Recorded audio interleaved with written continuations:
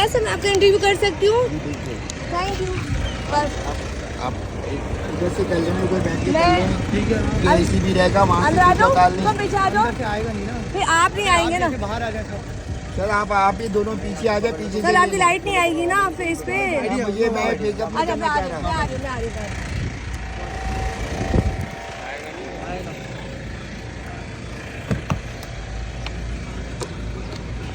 बिस्मिल्लाह। ये देखिए,